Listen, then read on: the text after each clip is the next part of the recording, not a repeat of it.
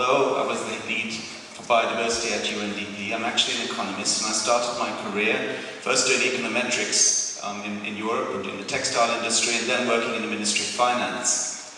And I was actually responsible in the Ministry of Finance, it's in Papua New Guinea, for preparing the budget and actually approving the budget. I mean, the minister approved, but I advised the minister for the Department of Environment and Conservation. And the Department of Environment and Conservation always complained that they didn't get enough budget. But frankly, they weren't convincing us in finance that they were to get a better deal. And I thought in Nagoya, it's going back to my early days in my career, we're going to have a problem because we're not speaking to ministers of finance.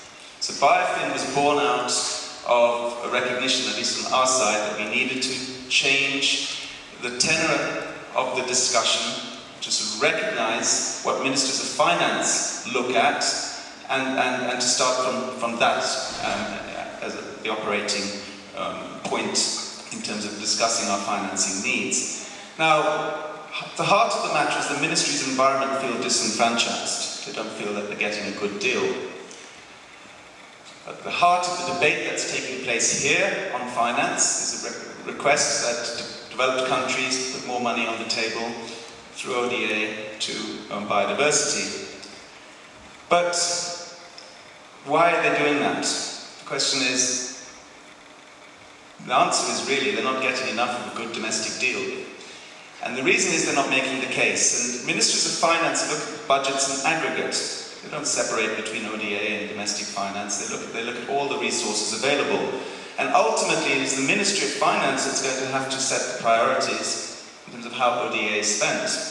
We're not going to be able to increase the ODA allocation unless biodiversity is prioritized by those same ministries. This is a really critical point. It's one of the issues I think the European Union and others keep raising. So we have resources, but they're domestic resources. They're allocated to development at the country level. You need to influence that, and you need to speak to your ministries of finance.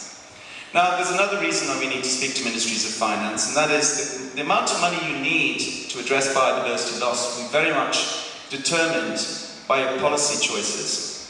If you're investing in agriculture and huge subsidies, which are externality in terms of leading to habitat destruction, biodiversity loss, that's an issue. If you continue those policies, the cost of managing biodiversity is going to be considerably higher, then we need to find other solutions. Now, subsidies tend to be a very blunt instrument and have all sorts of unintended consequences, but they're very hard to remove once they're in place.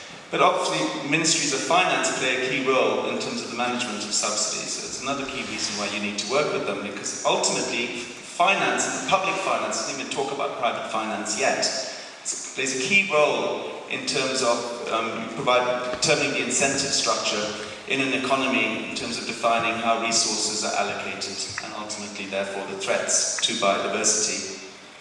Sitting in a Ministry of Finance, you're preoccupied by multiple priorities. You've got education, you've got agriculture, and so on.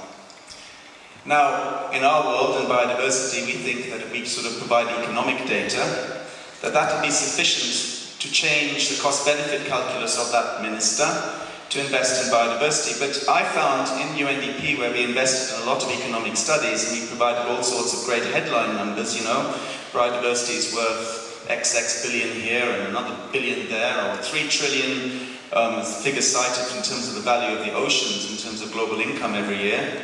But it's not making the difference that we want in terms of actually unlocking these resources. And if you sit here in this convention and you listen to all the presentations, all the speeches, we all start off by making the economic case, throwing out these headline numbers. But then again, it's not making the difference that we want. So the key issue there is, it's important, you need those headline numbers, but you also need to convince that Ministry of Finance of the effectiveness of spend.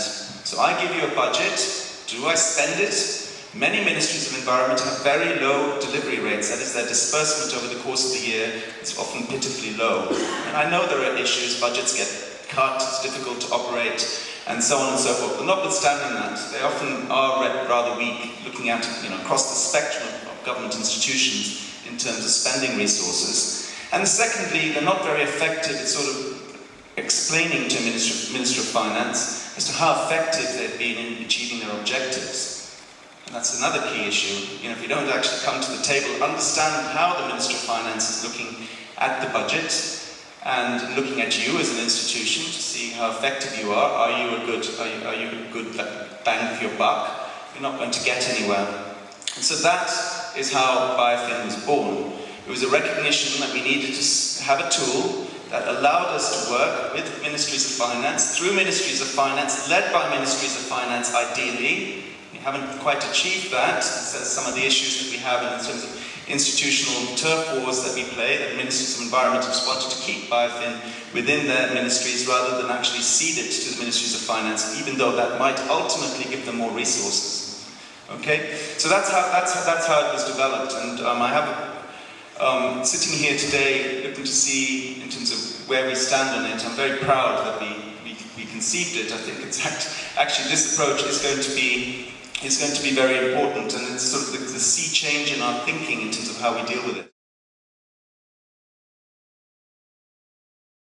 Okay, I think we have some challenges ahead in BIOFIN which we need to confront. You see, the methodology, as we all know now, has 4 parts. First is a public expenditure review. We have a methodology to do that. It's been applied as a tool routinely in the health sector, education sector. You start off with the budget and you track expenditures, positive or negative, that have an impact on biodiversity. Then we have a policy and institutional analysis. We identify the policies that underpin those positive and negative expenditures.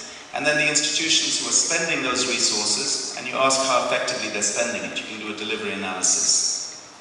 The final part, in terms of the 4-part piece of the puzzle, I'll get to the 3rd one last, is the revenue options analysis. And I think in the biodiversity community we tend to jump to the revenue options, and we have a conversation about aggregate offsets. I mean, it's a really important conversation, depth and nature swaps.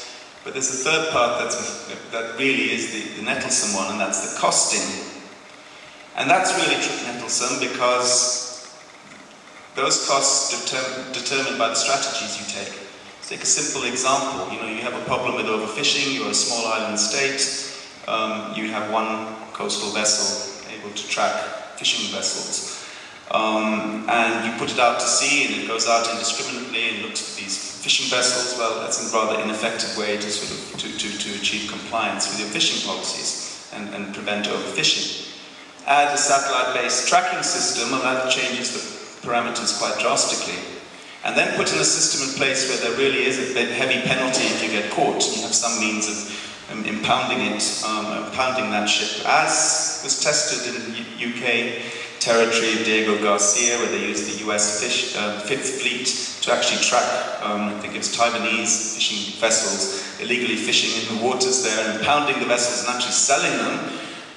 Having the Fifth Fleet descending on you is, I think, a rather frightening proposition. That had a major impact in terms of the deterrence effect. And I use that as an analogy because we need to apply that thinking to everything we do in terms of our conservation strategies. And I'm afraid when we prepare our national biodiversity strategies and action plans, we don't use this sort of filter of cost effectiveness, looking at the alternatives available to you in terms of achieving a particular policy objective sufficiently. And that is the key challenge we have. And that is why I think that part of the BIOFIN methodology, the whole costing agenda, is going to be tricky, and we need to confront that. Because we need credible numbers, otherwise we're back to the drawing board. You know, yes, it's bottom up, and so on and so forth. You know, it's better than some of the top-down estimates that have been made, perhaps. But if they're not credible, they're not going to be bankable, and we're not going to achieve what we want out of this. Actually, I don't know what we're going to call it. We're going to need something like this. But you see, with the SDG agenda, I mean, the cost of achieving the SDGs are going to be in the trillions of dollars. They're a universal agenda, they're very broad, you know, and I sincerely hope that it doesn't sort of get reduced to the issue of how much ODA there is on the table in terms of achieving it, because we're not going to achieve them with the ODA, even if all countries meet their 0.7% targets. Recalling that this is a universal agenda and it applies to the United States and Norway as much as it does Nepal or Tuvalu. And so that's a key issue. You asked me initially how my thinking has changed since I moved to New York. I think there's a much wider conversation which we don't have in this community regarding regarding financing. Issues around illicit flows, corruption, the whole issue of remittances, very important for many countries, and so on and so forth. There's that larger conversation, and that's all part of the discussion on the post-2015 agenda. It doesn't just boil down to how much domestic resources you have, or public or private. It sort of speaks to those larger issues. And of course, debt is a big issue as well, particularly some of the SIDS in the Caribbean and other countries as well. Next July, there's going to be a meeting in Addis Ababa, Financing for Development. We're a bit concerned that that could derail if it goes pear-shaped, the post-2015 discussions, and we hope the consensus that will be achieved next September, which we hope with the biodiversity goal embedded within it. And so between now and then, us at UNDP, I know the bank, I know OECD and others, be very preoccupied in terms of that conversation, and listening to the G77 in China, listening to the needs of countries, and really responding to them in a really pragmatic way. And it requires us to move beyond the current discourse of us and them, to really come together as one community to sort of tackle the larger agenda.